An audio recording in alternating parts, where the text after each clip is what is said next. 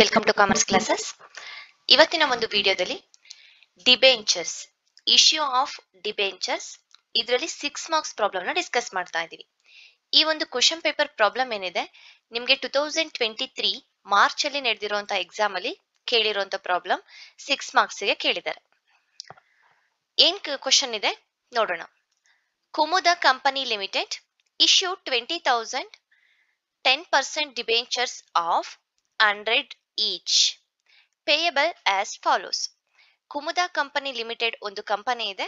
20,000 debenture ನ issue ಮಾಡ್ತಾ ಇದ್ದಾರೆ. ಆ ಡಿಬೆಂಚರ್ ನೇಮ್ 10% ಡಿಬೆಂಚರ್ಸ್. ಓಕೆ, ಒಂದು ಡಿಬೆಂಚರ್ಗೆ 100 rupees.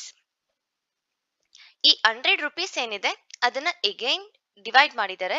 Application fees, allotment fees, first and final call fees ಅಂತ 3 ಟೈಪ್ಸ್ ಏನ್ ಮಾಡ್ತಾ ಇದ್ದಾರೆ, ಅಮೌಂಟ್ ನ ರಿಸೀವ್ ಮಾಡ್ಕೊಳ್ತಾ ಇದ್ದಾರೆ. ಫಸ್ಟ್ ಅಪ್ಲಿಕೇಶನ್ ಫೀಸ್ ಅಂತ 20 ರುಪೀಸ್. ಈ 100 ರುಪೀಸ್ ಅಲ್ಲಿ 20 rupees application, 40 rupees allotment, 40 rupees first and final call. Okay, all the debentures were subscribed and money duly received. ಎಲ್ಲಾ ಡಿಬೆಂಚರ್ಸ್ ಕೂಡ ಸಬ್ಸ್ಕ್ರೈಬ್ ಆಗಿದೆ. ಹಾಗೇನೆ ಮನಿ ಏನ್ ಮಾಡ್ತಾ ಇದೀವಿ ನಾವು, ಡ್ಯೂ ಇರೋ ಮನಿನ ರಿಸೀವ್ ಮಾಡ್ಕೊಳ್ತಾ ಇದೀವಿ. ಡ್ಯೂ ಇರೋ ಎಂಟ್ರಿ ತೋರಿಸಬೇಕು, ಹಾಗೆ ರಿಸೀವ್ ಮಾಡ್ಕೊಳ್ತಿರೋ ಎಂಟ್ರಿ ತೋರಿಸಬೇಕು. 6 ಮಾರ್ಕ್ಸ್ ಪ್ರಾಬ್ಲಮ್ ತುಂಬಾ ಈಸಿ ಆಗಿರುತ್ತೆ. 6 ಜರ್ನಲ್ ಎಂಟ್ರೀಸ್ ಬರುತ್ತೆ ಅಷ್ಟೇ.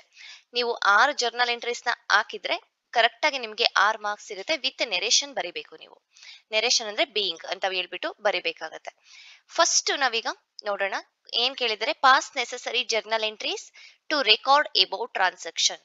ನಾವು ಮೇಲ್ಗಡೆ ಏನೊಂದು ಟ್ರಾನ್ಸಾಕ್ಷನ್ ಇದೆ ಅದನ್ನ ರೆಕಾರ್ಡ್ ಮಾಡೋದಕ್ಕೆ ಜರ್ನಲ್ ಎಂಟ್ರಿನ ಪಾಸ್ ಮಾಡಿ ಅಂತ ಕೇಳಿದ್ದಾರೆ. Journal entries in the books of Kumuda company limited. ಇದನ್ನ ಬರಿಬೇಕಾ? ಎಸ್, ಬರಿಲೇಬೇಕು. ನೀವು ಏನನ್ನ ಮಾಡ್ತಾ ಇದ್ದೀರಾ ಅಂತ ನೀವು ಕರೆಕ್ಟ್ ಆಗಿ ಕ್ವಶನ್ ನಂಬರ್ ಅನ್ನ ಹಾಕ್ಬೇಕು.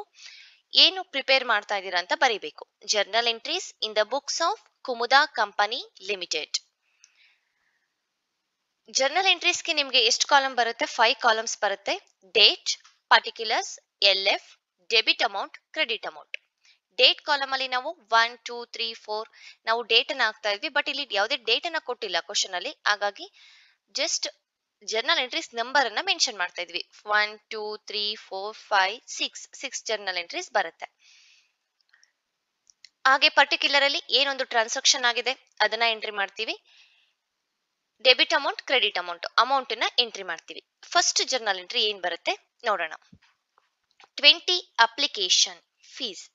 ಅಪ್ಲಿಕೇಶನ್ ಮನಿ ಏನಿದೆ 20,000 ಡಿಬೆಂಚರ್ಸ್ ಅಲ್ಲಿ 20 ರುಪೀಸ್ ಆಗಿ ನಾವು ಒಂದು ಅಪ್ಲಿಕೇಶನ್ಗೆ 20 ರುಪೀಸ್ ಅಪ್ಲಿಕೇಶನ್ ಮನಿನ ತಗೊಂಡಿದ್ದಾರೆ ಕುಮುದಾ ಕಂಪನಿಯವರು. ಸೊ ಈಗ ಆ ಅಪ್ಲಿಕೇಶನ್ ಮನಿ ಏನಿದೆ ಅದನ್ನ ರಿಸೀವ್ ಮಾಡ್ಕೊಂಡಿಲ್ಲ. ಇನ್ನು ಡ್ಯೂ ಇರೋ ಎಂಟ್ರಿ ಒಂದು ತೋರಿಸ್ಬೇಕು, ರಿಸೀವ್ ಮಾಡ್ಕೊಳ್ತಿರೋ ಒಂದು ಎಂಟ್ರಿ ತೋರಿಸ್ಬೇಕು. ಜರ್ನಲ್ ಎಂಟ್ರಿ ಏನ್ ಬರುತ್ತೆ,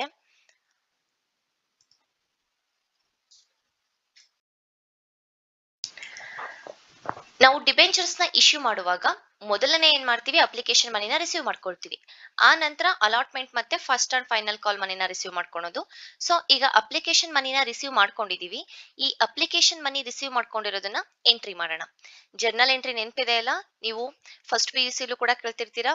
as per personal account rule, debit the receiver, credit the giver.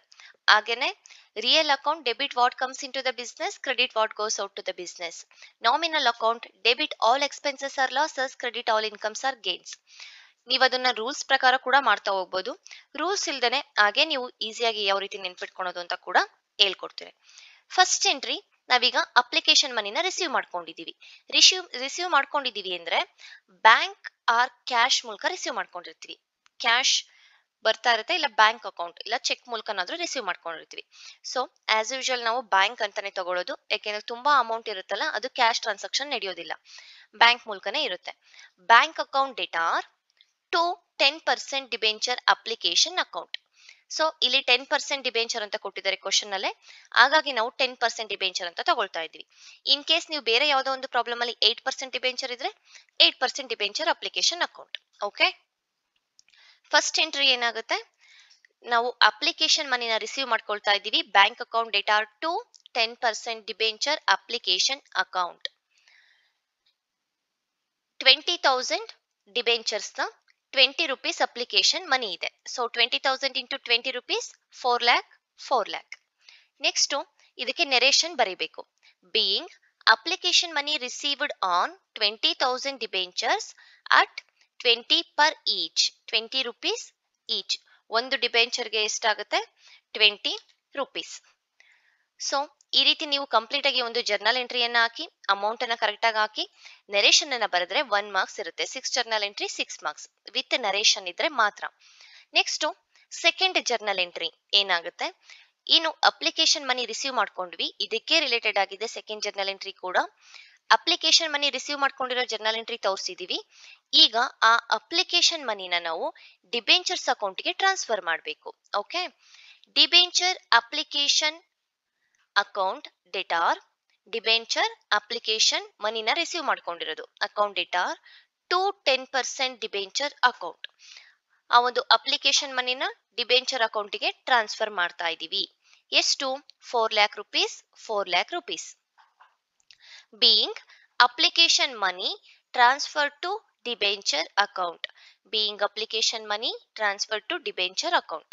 First ಎರಡು ಜರ್ನಲ್ ಎಂಟ್ರಿ ಗೊತ್ತಾಯ್ತಲ್ಲ, ಅಪ್ಲಿಕೇಶನ್ ಮನಿಗೆ ರಿಸೀವ್ ರಿಲೇಟೆಡ್ ಆಗಿದೆ.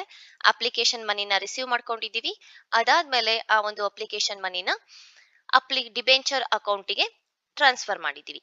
ಫಸ್ಟ್ ಎರಡು ಜನರಲ್ ಎಂಟ್ರಿ ಕಂಪ್ಲೀಟ್ ಆಯ್ತು. ನೆಕ್ಸ್ಟ್ ಅಲಾಟ್ಮೆಂಟ್ಗೆ ರಿಲೇಟೆಡ್ ಆಗಿ ಜರ್ನಲ್ ಎಂಟ್ರೀಸ್ ಬರುತ್ತೆ. ಏನ್ ಹೇಳಿದರೆ, ಡ್ಯೂ ಇದ್ದು ರಿಸೀವ್ ಮಾಡ್ಕೊಂಡಿರೋದು. ಫಸ್ಟೇನೆ ನಾವು ಅಪ್ಲಿಕೇಶನ್ ಮನಿ ರಿಸೀವ್ ಮಾಡ್ಕೊಬಿಟ್ವಿ. ನೆಕ್ಸ್ಟ್ ಅಲಾಟ್ಮೆಂಟ್ ಮನಿ ಮತ್ತೆ first and final call money ಏನಿದೆ, ಡ್ಯೂ ಇದೆ, ಆಮೇಲೆ ರಿಸೀವ್ ಮಾಡ್ಕೊಳ್ತಾ ಇದೀವಿ. ಡ್ಯೂ ಇರೋ ಎಂಟ್ರಿ ಏನ್ ಬರುತ್ತೆ? Third entry, third date column ಅಲ್ಲಿ 3 ಅಂತ ಮೆನ್ಷನ್ ಮಾಡಿದೀವಿ. 10% debenture allotment account debtor to 10% debenture account. 10% debenture allotment account debtor to 10% debenture account. Being allotment money due, allotment money due ಇದೆ. ಸೊ ಎಷ್ಟು? 20,000 ಈಕ್ವಿಟಿ ಶೇರ್ಸ್, 20,000 ಡಿಬೆಂಚರ್ಸ್ ಮೇಲೆ 40 rupees, ಒಂದು ಡಿಬೆಂಚರ್ಗೆ 40 rupees allotment ಮನಿ ತಗೋಬೇಕು. Due ಇದೆ entry. Okay, being allotment money due on 20,000 debentures at 4 rupees 40 per debenture. ಒಂದು ಡಿಬೆಂಚರ್ಗೆ 40 ರೂಪಾಯಿ ಅಂತೆ. 20,000 ಡಿಬೆಂಚರ್ಸ್ ಅಲಾಟ್ಮೆಂಟ್ ಮನಿ ಡ್ಯೂ ಇದೆ ಅಂತ ತೋರಿಸ್ತಾ ಇದೀವಿ. ಸೊ ಎಷ್ಟು ಬರಬೇಕು ನಮ್ಗಾಗಾದ್ರೆ? 20,000 ಇಂಟು 40 ಮಾಡಿದ್ರೆ 8 lakh rupees, 8 lakh rupees. Next ಏನೊಂದು ಈ ಅಲಾಟ್ಮೆಂಟ್ ಮನಿ ಡ್ಯೂ ಇದೆ ಅಂತ ತೋರಿಸಿದ್ವಿ, ಈಗ ರಿಸೀವ್ ಮಾಡ್ಕೋಬೇಕು. ರಿಸೀವ್ ಮಾಡ್ಕೊಳ್ತಾ ಇದೀವಿ ಅಂದ್ರೆ ಯಾವ್ದ್ರ ಮೂಲಕ ಬರುತ್ತೆ? ಕ್ಯಾಶ್ ಆರ್ ಬ್ಯಾಂಕ್ ಮೂಲಕ ಬರುತ್ತೆ. ಬ್ಯಾಂಕ್ ಅಕೌಂಟ್ ಡೇಟಾರ್ ಟು ಯಾವ ಅಮೌಂಟ್ ರಿಸೀವ್ ಮಾಡ್ಕೊಳ್ತಾ ಇರೋದು ನಾವು? To 10% debentures allotment account. Bank account debtor to 10% debentures allotment account. 8 lakh rupees, 8 lakh rupees receive ಮಾಡ್ಕೊಳ್ತಾ ಇದೀವಿ. ಈಸಿ ಇದೆಯಲ್ಲ ಎಂಟ್ರಿ? ನಾವು ರಿಸೀವ್ ಮಾಡ್ಕೊಳ್ಳೋದು ಕ್ಯಾಶ್ ಬ್ಯಾಂಕ್ ಮೂಲಕ ರಿಸೀವ್ ಮಾಡ್ಕೊಳ್ತಾ ಇದ್ದೀವಿ. ಯಾವ್ದ್ರ ಅಮೌಂಟ್ ಇದು? ಅಲಾಟ್ಮೆಂಟ್ ಅಮೌಂಟ್ ರಿಸೀವ್ ಆಗಿದೆ. Being allotment money received on 20,000 debentures at rupees 40 per debenture. 20,000 ಡಿಬೆಂಚರ್ದು ಒಂದು ಡಿಬೆಂಚರ್ಗೆ 40 ರುಪೀಸ್ ಆಗಿ ರಿಸೀವ್ ಮಾಡ್ಕೊಂಡಿದೀವಿ. Next fifth journal entry. Already application ಕೂಡ ಮುಗೀತು, ಕಂಪ್ಲೀಟ್ ಆಯ್ತು. ಎರಡು ಜರ್ನಲ್ ಎಂಟ್ರಿ ರಿಸೀವ್ ಮಾಡ್ಕೊಂಡ್ವಿ, ಟ್ರಾನ್ಸ್ಫರ್ ಮಾಡಿದ್ವಿ. ಹಾಗೇನೆ ಸೆಕೆಂಡ್ ಜನರಲ್ ಎಂಟ್ರಿ ಅಲಾಟ್ಮೆಂಟ್. ಅಲಾಟ್ಮೆಂಟ್ಗೆ ನಾವು ಏನು ಡ್ಯೂ ಇರೋ ಜರ್ನಲ್ ಎಂಟ್ರಿನ ತೋರಿಸಿದ್ವಿ, ಹಾಗೆ ರಿಸೀವ್ ಮಾಡ್ಕೊಳ್ಳೋ ಜರ್ನಲ್ ಎಂಟ್ರಿ ಕೂಡ ತೋರಿಸಿದ್ವಿ. Next first and final call. ಇದನ್ನು ಅಷ್ಟೇ ಡ್ಯೂ ಇರೋ ಎಂಟ್ರಿ ತೋರಿಸ್ಬೇಕು, ಹಾಗೇನೆ ರಿಸೀವ್ ಮಾಡ್ಕೊಳ್ಳೋ ಎಂಟ್ರಿ ತೋರಿಸ್ಬೇಕು. Fifth one 10% debenture first and final call account debtor. 10% debenture first and final call account data to 10% debenture account. So debenture ಅಲ್ಲಿ first and final call money ಏನಿದೆ due ಇದೆ. Being first and final call money due on 20,000 debentures. ಒಂದು debenture ಮೇಲೆ 40 rupees ಇದೆ, due ಇದೆ.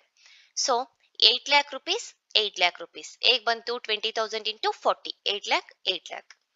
Next ಇದನ್ನ receive ಮಾಡ್ಕೊಳ್ಳೋಣ. First and final call bank account data to 10% debenture first and final call account.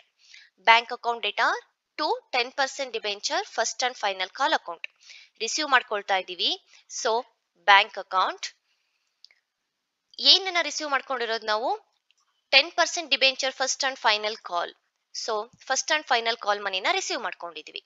Narration ಏನಾಗುತ್ತೆ, being first and final call money received on 20,000 debentures at ₹40 per debenture. ಒಂದು ಡಿಬೆಂಚರ್ಗೆ 40 rupees. 8 lakh rupees, 8 lakh rupees. So ಇದಿಷ್ಟು ನಿಮಗೆ 6 ಮಾರ್ಕ್ಸ್ಗೆ ಕೇಳಿರುವಂಥ 2023 ಅಲ್ಲಿ ಕೇಳಿರೋ question paper problem ಆಗಿದೆ. Thank you.